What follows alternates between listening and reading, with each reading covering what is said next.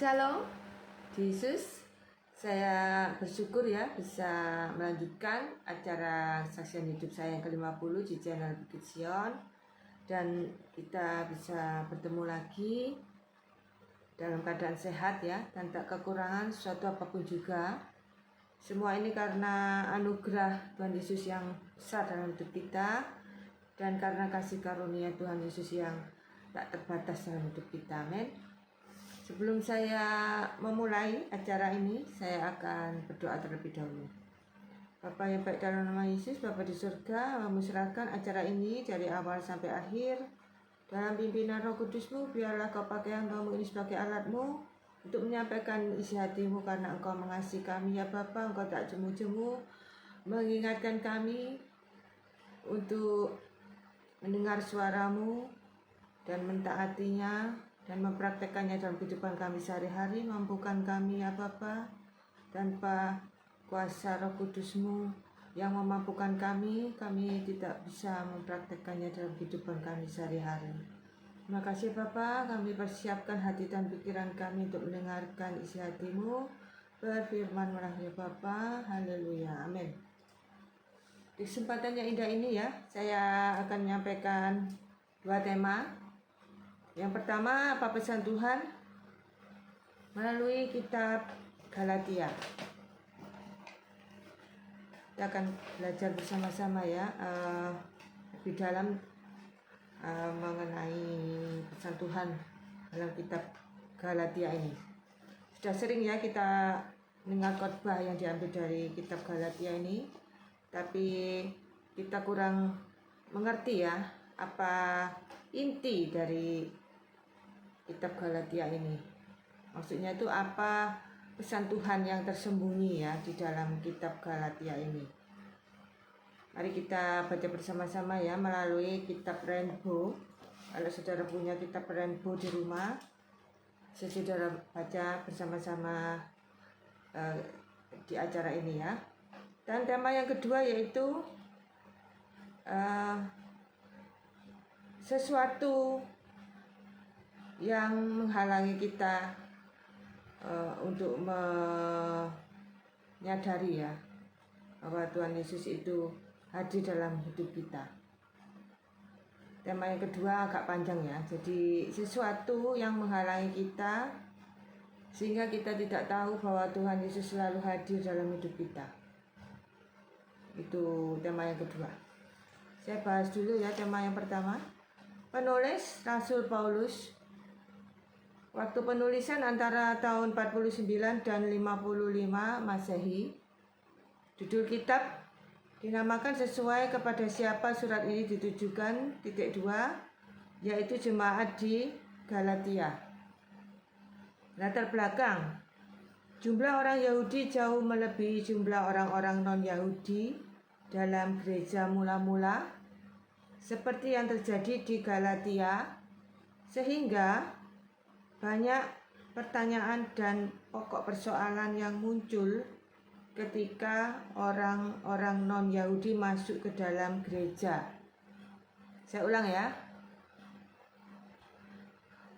Latar belakang. Jumlah orang Yahudi jauh melebihi jumlah orang-orang non-Yahudi dalam gereja mula-mula, seperti yang terjadi di Galatia, sehingga banyak pertanyaan dan pokok persoalan yang muncul ketika orang-orang non-Yahudi masuk ke dalam gereja. Yudaisme, sekelompok orang-orang Yahudi, menjadi pengikut Paulus ketika ia memberitakan kabar baik. Mereka bersikeras bahwa orang-orang percaya non-Yahudi harus tunduk pada hukum Taurat Musa dan sunat supaya mereka dapat diselamatkan. Kitab Galatia adalah tanggapan Paulus atas pengajaran yang salah ini. Keselamatan merupakan karunia yang diberikan berdasarkan kemurahan, sepenuhnya bergantung pada iman kepada Yesus Kristus. Galatia disebut sebagai tanda petik Magna Carta tanda petik lagi ya, dari gereja. Saya ulang ya. Ini poin pentingnya ya, sehingga kita bisa menangkap ya apa isi hati Tuhan yang ingin disampaikan di acara kesaksian hidup saya yang ke-50 ini. Tuhan ini ingin mengingatkan kita ya akan hal ini. Mari kita baca pelan-pelan ya, kita tidak buru-buru ya untuk menggali apa pesan Tuhan melalui kitab Galatia ini. Saya ulang ya.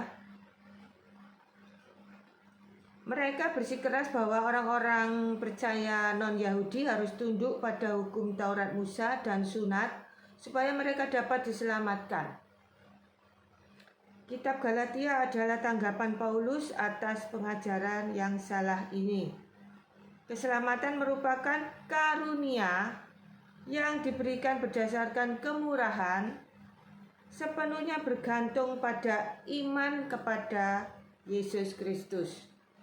Galatia disebut sebagai tanda petik Magna Carta dari gereja. Tempat penulisan kemungkinan di Antioquia atau Efesus. Ditujukan kepada titik 2 ya, orang-orang Kristen di Galatia. Isi kitab Galatia.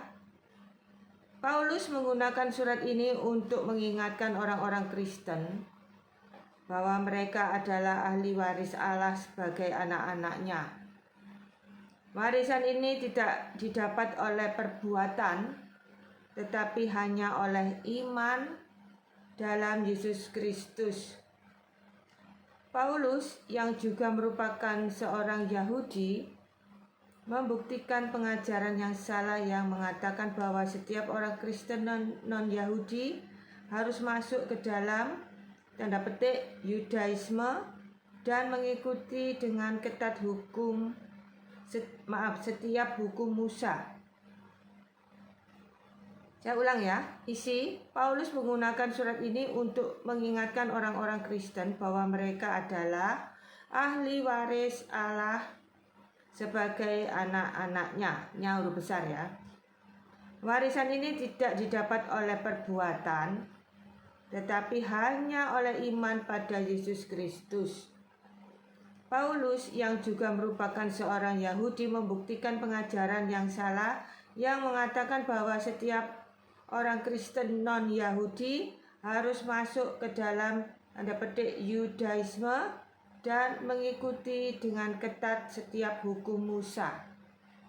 Paulus meringkas Injil lalu menerangkan bagaimana Abraham diselamatkan oleh iman sekitar 400 tahun sebelum hukum Taurat dinyatakan melalui Musa. Setelah mempertahankan kelayakannya sebagai seorang rasul, Paulus menutup dengan berbicara mengenai berjalan dalam roh dan buah roh. Kata kunci, tanda petik anugerah, lalu tanda petik lagi kebebasan. Titik ya. Kita dibenarkan dan masuk dalam persekutuan yang benar dengan Allah bukan karena perbuatan baik kita, tetapi hanya oleh tanda petik anugerah Allah. Tanda petik lagi ya, kebebasan tanda petik lagi yang dianugerahkan kepada kita menjadi mungkin karena Kristus telah membayar dosa-dosa kita dan Roh Kudus memimpin kita keluar dari perhambaan dosa. Saya ulang ya, karena ini penting sekali ya. Kata kunci tanda petik anugerah, lalu tanda petik kebebasan. Kita dibenarkan dan masuk dalam persekutuan yang benar dengan Allah bukan karena perbuatan baik kita, tetapi hanya oleh tanda petik anugerah Allah. Kebebasan yang dianugerahkan kepada kita, kebebasan tanda petik ya, kebebasan yang dianugerahkan kepada kita menjadi mungkin karena Kristus telah membayar dosa-dosa kita, dan Roh Kudus memimpin kita keluar dari perhambaan dosa. Tema kitab Galatia ya. Hukum Taurat diberikan untuk mengungkap dosa dan kesalahan manusia. Saya ulang ya. Hukum Taurat diberikan untuk mengungkap dosa dan kesalahan manusia. Hidup di bawah hukum Taurat merupakan perhambaan. Hidup dengan iman merupakan sebuah kebebasan. Orang Kristen tidak diikat oleh hukum. Kristus telah membebaskannya. Kebebasan bukan merupakan izin untuk tetap berdosa. Ini poinnya ya. Saya ulang ya. Kebebasan bukan merupakan izin untuk tetap berdosa. Kekuatan orang-orang Kristen untuk hidup dalam kemenangan atas dosa berasal dari Roh Kudus. Saya ulang ya. Kebebasan bukan merupakan izin untuk tetap berdosa. Kekuatan orang-orang Kristen untuk hidup dalam kemenangan atas dosa berasal dari Roh Kudus. Amin. Setelah ya pesan Tuhan melalui kitab Galatia, sekarang kita masuk ke tema yang kedua. Tema yang kedua ini ya, kita akan diingatkan Tuhan bahwa kita ini sering lupa ya, bahwa Tuhan itu selalu hadir dalam hidup kita, baik suka maupun duka, baik iman kita kuat atau lemah ya, baik kita merasa Tuhan itu jauh atau dekat. Kadang kan kita merasa Tuhan itu jauh sekali ya. Kadang itu kita merasa hidup kita ini tidak benar gitu ya. Suatu saat ya, pada momen-momen tertentu kita seolah-olah itu hidup kita itu jauh dari Tuhan, dan seolah-olah hidup kita itu tidak benar banget gitu ya. Dan seolah-olah Tuhan itu meninggalkan kita. Itu merupakan sesuatu yang menghalangi kita ya untuk melihat hadiratnya ya, yang tidak pernah sedetik pun meninggalkan kita. Dan sesuatu itu macam-macam ya, karena kalau kita jatuh dalam dosa, itu kita melihat segala sesuatunya itu dengan mata jasmani kita. Jadi otomatis ya kita melihat penyakit ya, melihat masalah, melihat kegelapan di dalam dunia ini dan lain-lain, itu seolah-olah itu sangat besar sekali ya.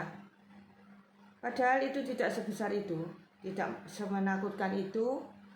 Kadang-kadang itu kita itu menganggap ya sesuatu tersebut itu, baik itu penyakit ya, masalah, kegelapan di dalam dunia ini yang macam-macam ya, itu kita menganggap itu sebagai sesuatu yang besar sekali. Padahal itu sebenarnya hanya kecil saja. Ibaratnya bayangan ya, itu lebih besar dari bendanya.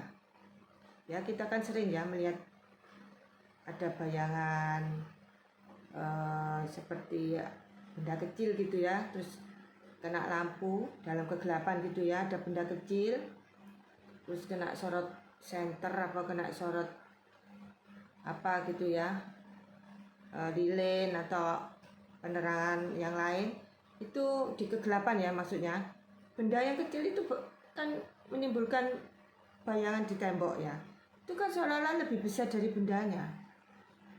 Nah itu loh ya, kita sering melihat permasalahan kita, penyakit kita tuh lebih besar dari yang sebenarnya.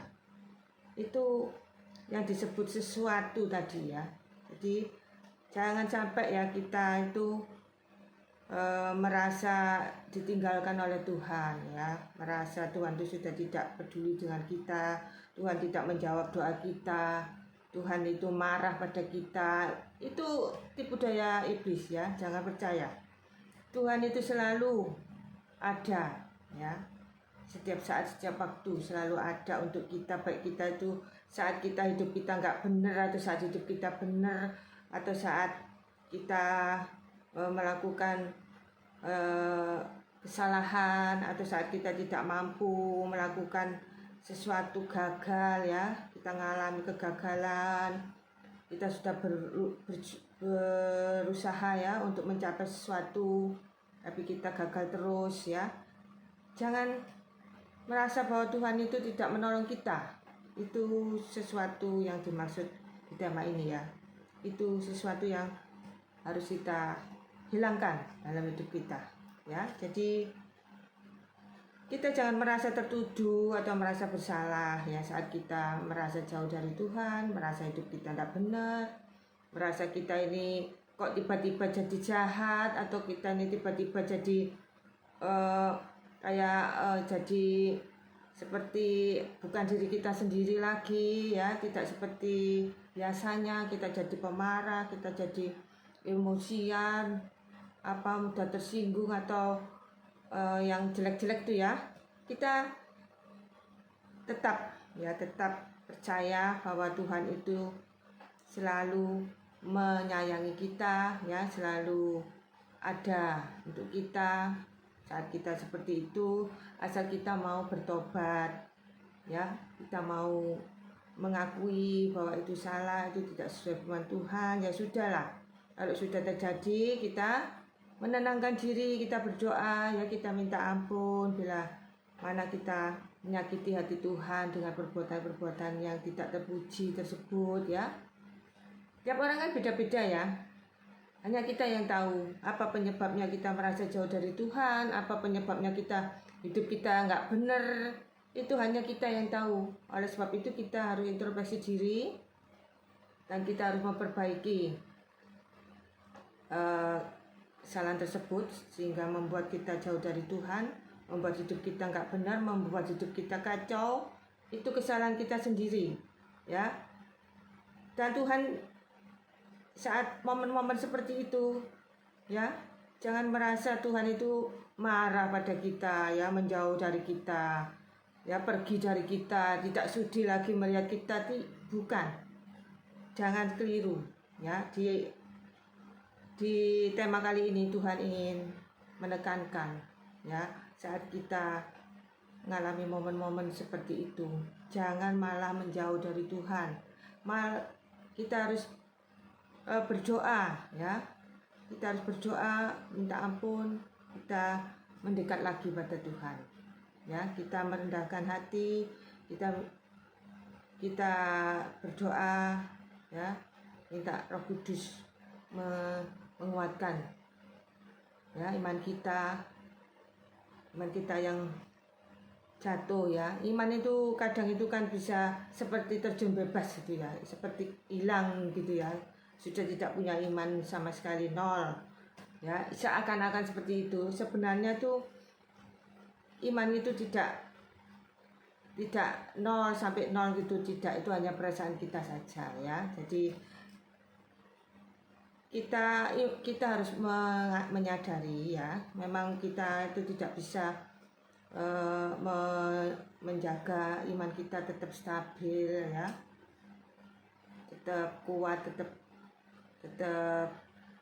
teguh, ya, karena mata jasmani kita tuh, ya, melihat macam-macam, ya, di dunia ini, itu bisa mempengaruhi kita, mempengaruhi iman kita, ya. Jadi kita harus tetap melihat segala sesuatu itu dengan mata rohani, ya. Kita mohon pada Tuhan supaya Tuhan membukakan mata rohani kita sehingga kita tidak melihat kebesaran penyakit kita, kebesaran masalah kita, ya, tapi melihat kebesaran Tuhan. Amin.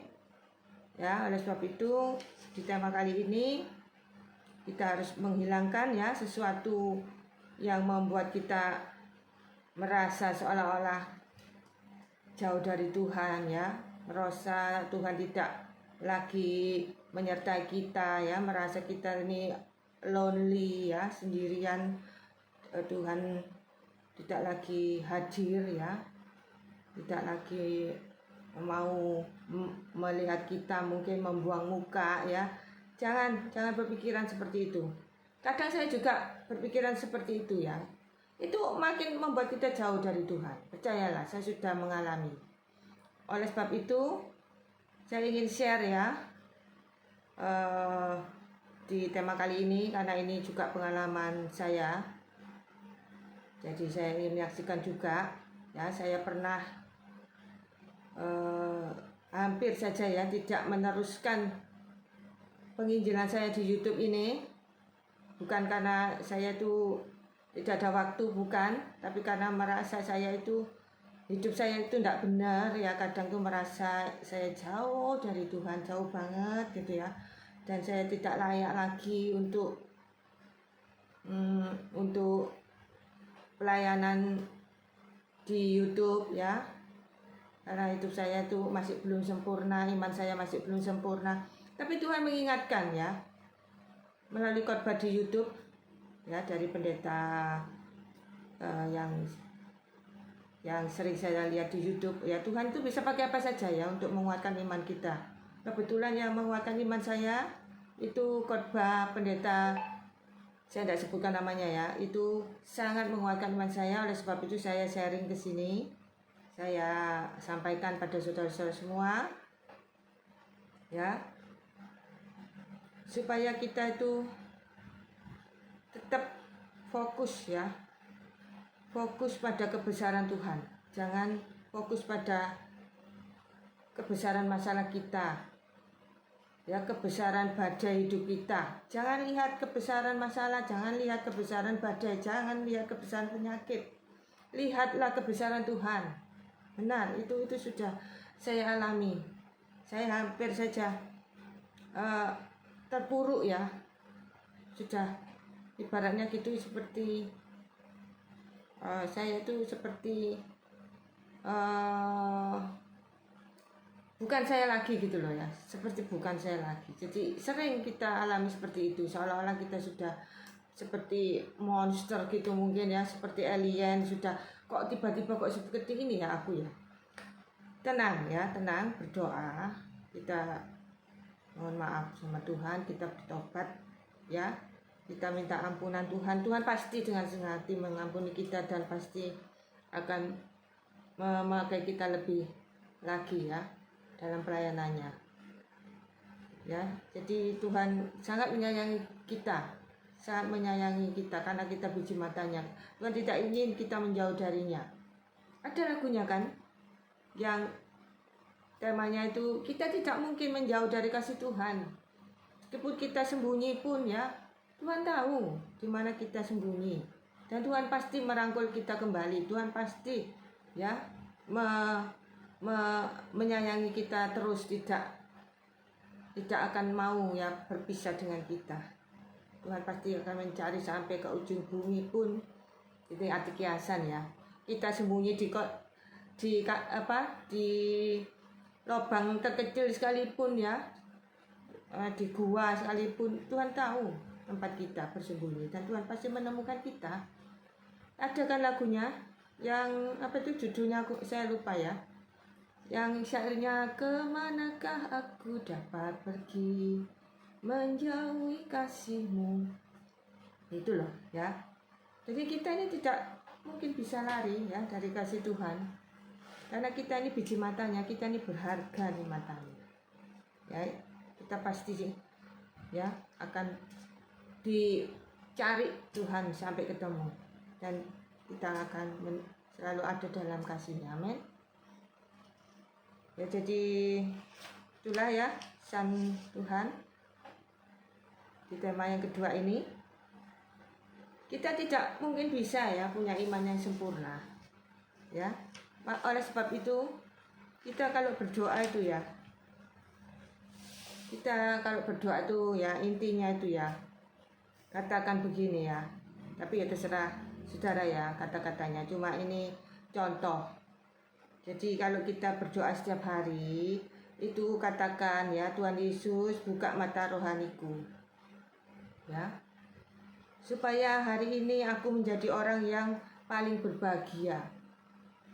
Aku boleh percaya ya pada kuasa-Mu, meskipun aku tidak melihat secara fisik Tuhan Yesus secara fisik ya, tapi aku bisa merasakan kuasa Tuhan Yesus dalam hidupku ya. Jadi orang yang berbahagia itu orang yang diberkati, orang yang percaya walau tidak melihat. Percaya sungguh-sungguh ya, bukan percaya-percayaan, tapi percaya sungguh-sungguh. Hidup kita itu sebagai persembahan yang hidup ya. Hati pikiran kita sepenuhnya itu dikuasai, dipimpin oleh Roh Kudus untuk meninggikan dan memuliakan namanya dalam kehidupan kita sehari-hari, sehingga hidup kita boleh menjadi teladan bagi orang-orang di sekitar kita. Orang-orang di sekitar kita boleh diberkati melalui hidup kita, melalui sikap kita setiap hari. Amin. Jadi apapun permasalahannya ya, tetap fokus pada suara Tuhan ya, tetap dengarkan suara Tuhan melalui pembacaan Alkitab, melalui kita mendengarkan khotbah di gereja, di YouTube. Itu Tuhan berbicara pada kita ya, melalui khotbah-khotbah, melalui kita membaca Alkitab di rumah ya, melalui tulisan-tulisan di Alkitab. Itu Tuhan tuh berbicara pada kita kalau saat kita membaca Alkitab tuh ya. Dengarkan, itu Tuhan lagi berbicara pada kita saat kita membaca Alkitab. Jangan membaca cuma cuma hebes gitu ya, seperti iklannya apa tuh, tolak angin jamu, hebes bablas angin, itu tidak akan berdampak apa-apa ya. Salah satu ciri ya orang yang dibukakan mata rohaninya oleh Tuhan itu saat membaca firman Tuhan atau saat mendengarkan khotbah ya, baik di gereja maupun di HP, di YouTube tuh ya, itu hatinya itu berkobar-kobar. Itu mata rohaninya itu dibukakan oleh Tuhan. Tapi kalau kita mendengarkan khotbah ngantuk ya, di gereja tuh ngantuk, mendengarkan khotbah di HP juga sambil tiduran, akhirnya ketiduran nggak sampai selesai ya, itu mata rohani kita belum dibukakan oleh Tuhan ya. Jadi kalau kita berdoa itu mintalah supaya Tuhan membukakan mata rohani kita, sehingga saat kita mendengarkan firman Tuhan, membaca kitab suci, hati kita berkobar-kobar dan tidak mungkin ngantuk ya. Meskipun khotbahnya itu monoton atau tidak sesuai dengan yang kita harapkan, kita ingin khotbah yang menggebu-gebu, yang semangat, yang seperti berteriak-teriak gitu ya. Ada toh kayak pendeta A, B, C, D dan seterusnya, itu kan beda-beda ya kayaknya. Ada yang suka ada sense of humornya itu banyak, apa itu mempunyai sense of humor, sehingga khotbahnya itu membuat orang tuh nggak ngantuk karena lucu ya, karena sering tertawa ya. Itu salah. Yang penting itu hati kita harus berkobar-kobar ya saat mendengarkan firman Tuhan. Itu Tuhan lagi ngomong, dengarkan, itu suara Tuhan ya. Kalau kita terus ya mendengarkan suara Tuhan sampai kita menyelesaikan tugas kita di dunia ini ya, kita akan selamat ya, selamat, memperoleh keselamatan yang kekal ya. Kalau kita tidak mendengarkan suara Tuhan sungguh-sungguh ya, kita akan tidak sampai tempat tujuan dengan selamat ya. Kita akan celaka di tengah jalan. Hati-hati ya, jangan main-main menjalani hidup ini ya. Jangan meremehkan ya suara Tuhan. Ada ilustrasi ya, kalau kita suatu saat ya kita naik pesawat ya, berdua ya sama, ini ilustrasi gitu, cuma supaya saudara bisa menangkap begitu pentingnya suara Tuhan ya dalam hidup kita. Ini cerita ilustrasi saja ya. Andaikan kita ya naik pesawat kecil yang isinya cuma 2 orang ya, pesawat capung lah, atau helikopter yang kecil yang baling-balingnya 1 itu loh ya. Itu saat kita di atas ya, sedang naik helikopter capung itu tadi ya, berdua saja dengan pilot, kita duduk bersebelahan dengan pilot, tiba-tiba pilotnya meninggal atau pingsan, terus kita itu nggak bisa mengoperasikan pesawat, tiba-tiba kita harus menggantikan si pilot yang pingsan tadi ya, atau yang meninggal mendadak tadi. Supaya kita selamat, kita kan minta tolong ya, mede itu ya, di apa itu yang untuk minta tolong itu loh, yang bisa tersambung ke towernya airport ya. Kita kan minta tolong melalui seperti apa itu, mic itu ya. Terus kita nanti pasti dipandu ya oleh orang yang ada di towernya airport itu, yang bisa connect dengan pesawat capung kita yang kecil itu ya.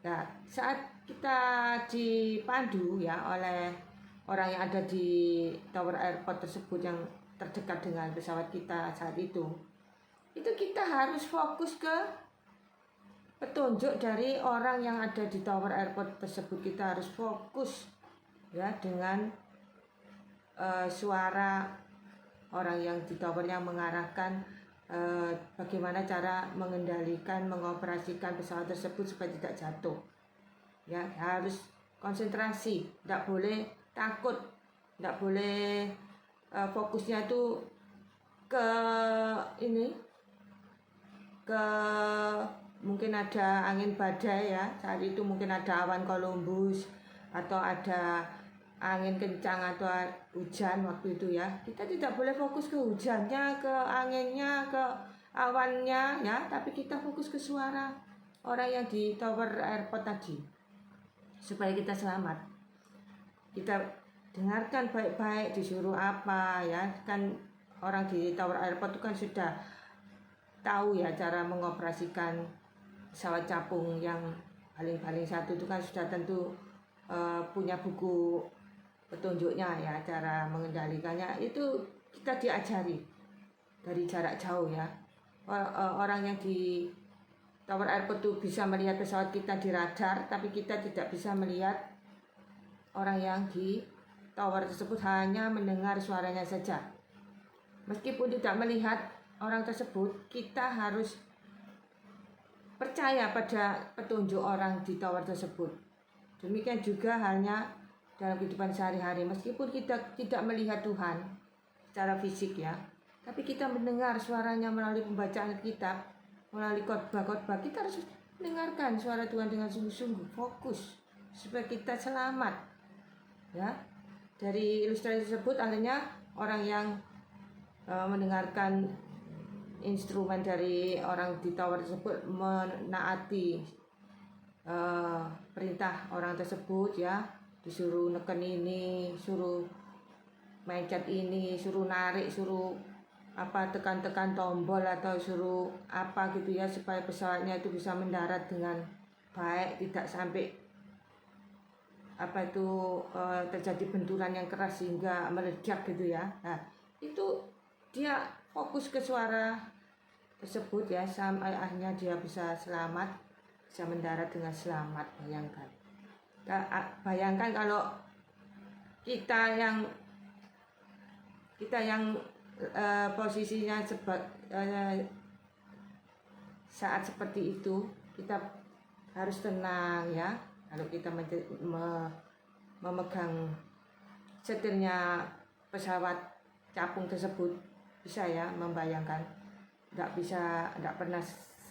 pernah pegang setirnya pesawat ya, tidak pernah mengoperasikan pesawat, tidak ngerti apa-apa. Ibaratnya itu kalau bahasa Jawanya itu nol potul gitu ya, tidak ngerti apa-apa tentang pesawat, tiba-tiba disuruh mengendalikan pesawat, hanya mengikuti instrumen dari suara dari tower airport. Bayangkan, bisa kita tenang kalau ada badai, ada angin badai, ada petir, aduh, Mungkin kita sudah panik duluan ya, tidak dengar itu suaranya orang di tower itu, akhirnya kita celaka ya.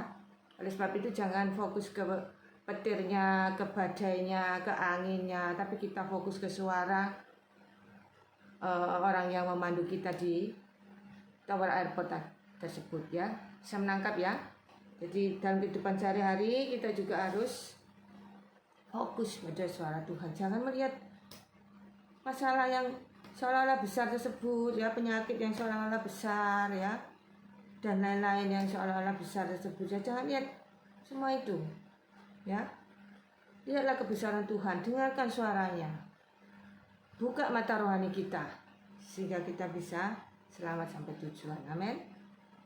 Ya, jangan sampai sesuatu menghalangi kita sehingga kita tidak tahu bahwa Tuhan Yesus itu selalu hadir dalam hidup kita ya, tidak sedetik pun meninggalkan kita ya. Dengarkan suaranya ya. Jadi orang yang berbahagia itu orang yang diberkati Tuhan. Amin. Kita bersyukur ya, kita adalah orang yang diberkati Tuhan. Yang sudah pasti kita adalah orang yang berbahagia. Amin.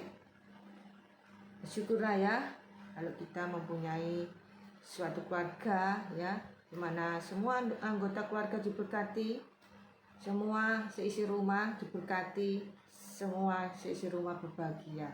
Itu sungguh anugerah yang luar biasa dari Tuhan. Amin. Semua anggota keluarga kita dibuka mata rohaninya oleh Tuhan ya, baik diri kita sendiri ya, pasangan kita, anak-anak kita, semua mata rohaninya dibukakan oleh Tuhan sehingga kita bisa menjadi orang yang selalu berbahagia setiap hari ya. Setiap hari iman kita sekeluarga ya disempurnakan oleh Tuhan ya. Iman kita dipimpin oleh Tuhan ya. Jadi Tuhan itu penyempurna iman kita. Amin. Setiap hari loh iman kita disempurnakan oleh Tuhan ya, luar biasa ya. Jadi kita sangat bersyukur, kita bersyukur bahwa Tuhan yang menyempurnakan iman kita. Karena kalau tidak disempurnakan Tuhan ya, iman kita tuh naik turun kayak yoyo itu loh, tahu ya, permainan zaman dulu yang ada benangnya yang naik turun tuh loh. Iman kita gitu terus ya, naik turun, naik turun, naik turun. Kalau tidak disempurnakan oleh Tuhan iman kita ya,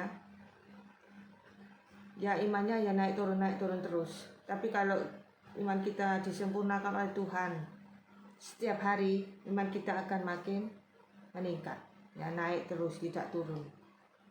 Amin.